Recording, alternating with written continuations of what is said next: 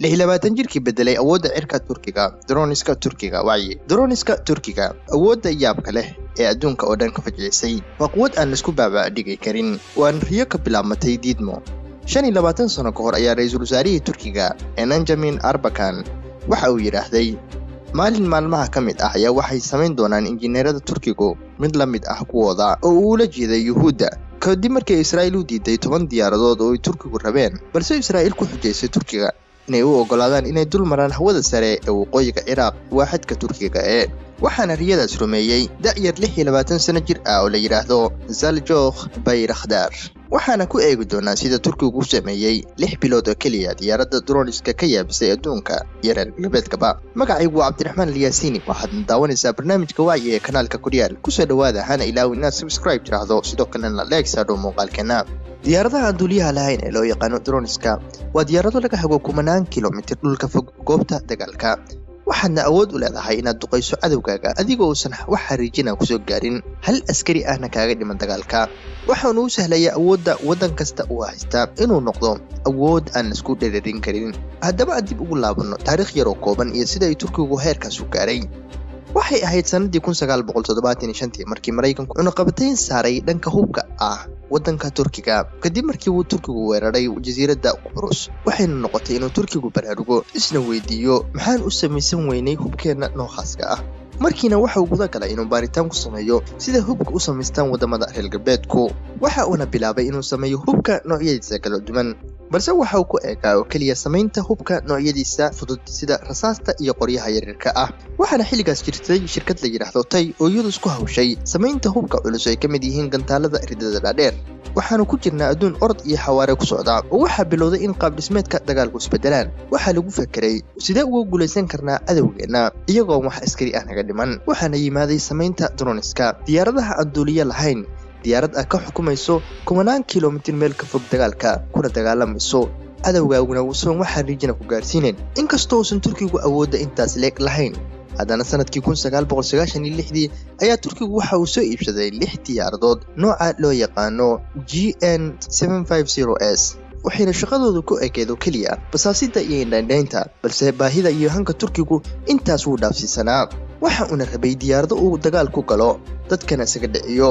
waxaanu codsi u diray gumeystihii Israa'iil 6 sano ka bacdina sanadkii 2006 ayaa Israa'iil waxay soo gaarsiisay raxantii ugu horeysay balse waxa cajiib noqotay in dhammaan kaameradihii droniska ilaalada ay noqdeen kuwo la soo burburiyay arrinkan ayaa keenay in Turkigu ku xanaaqo kuna celiyo Israa'iil kuna eedayo inay si kas u burburiyeen ka bacdina hagaajintiisu waxay qaadatay waqti dheer balse markii dib loogu soo celiyay diyaaradihii ayaa waxa Israa'iil ku soo dartay injineero Israa'iil ka socda oo maamuli doona diyaaradaha kan taas oo shaki weyn keentay maadaama Turkigu rabay inuu xogtiisa u madax banaanaado kana baqay in sirdoonka Israa'iil iska maamulato xogahaas arrinkaas ayaa sababay in Turkigu sameeyo isbedel waxaana horrac u dhigayaa mahmaadii ahayd rag cadaabka dooray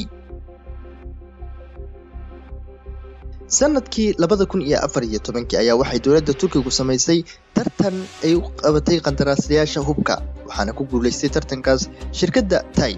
waxay Tay iyo dawladda Turkigu bilaabeen samaynta isbedelo dhab garan dhan hubabka waxayna bilaabeen Turkidu yagleelida diyaaradoodii ugu horeysay ee droniska ahayd waxaana loo bixiyay Anka tijaabadii duulimaad ee ugu horeysay diyaaradda Anka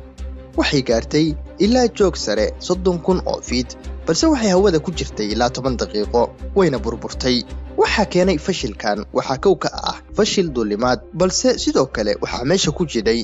in qalabka diyaaradda lagu sameeyay laga keenay lagana soo dhoofiyay wadamada dibadda taas oo caqabad weyn ku noqotay waddanka Turkiga iyo Turkidaba waxayna bilaabeen inay isku dayaan inay samaystaan diyaarad ay iyagu leeyihiin laga bilaabo fiilooyinka ilaa matoorka irankan da'da yar waxa la yiraahdaa Zaljoh Bayrakhdar waxa uu ku qanciyay siyaasiyiinta Turkiga inay ka soo qayb galaan bandhig uu ku sameeyay gurigiisa diyaarad uu gacantiisa ku farsameeyay oo iskeed isku wada Zaljoh waxa uu sameeyay Bayrakhdar oo ahayd goob ay reerkiisu ku ganacsan jireen waxa uu u bedelay goob ay dawladda Turkiga ku samayso diyaaradaha droniska 19 ka mid sanadkii 2015 ayaa waxa uu wiilkan yar soo bandhigay diyaaraddii droniska ahayd oo lagu magac daray Bayrakhdar TB2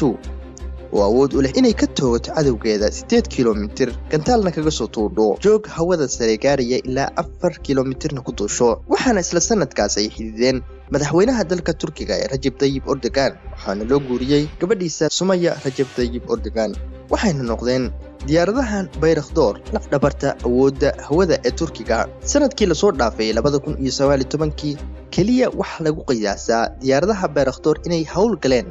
ilaa 100,000 oo saacadood cajiib 12 diyaaradood ayuu Turkigu waxa uu diray dawladda xukuumadda Liibiya si ay ula galaan dagaalka dhan ah mucaaradka waxaan ognahay in ay keentay hadal hayn fara badan tustayna awood ka yaabisay dawladihii dagaalka ku jiray ee khaliijka carabta oo ka mid yahay iyo Ruushka shalay reer galbeedkii u diidanaa inay hubka iibsadaan Turkiga ayaa maanta isweydiinaya sida uu ku gaaray tiknoolajiyadda xadkaas leeg wax kalena ma ahane waa riyo rubuc qarni ka hor soo bilaabatay oo uu rumeeyay 26 jir waad mahadsan tahay fadlan ha ilmaamin inaad subscribe tiraahdo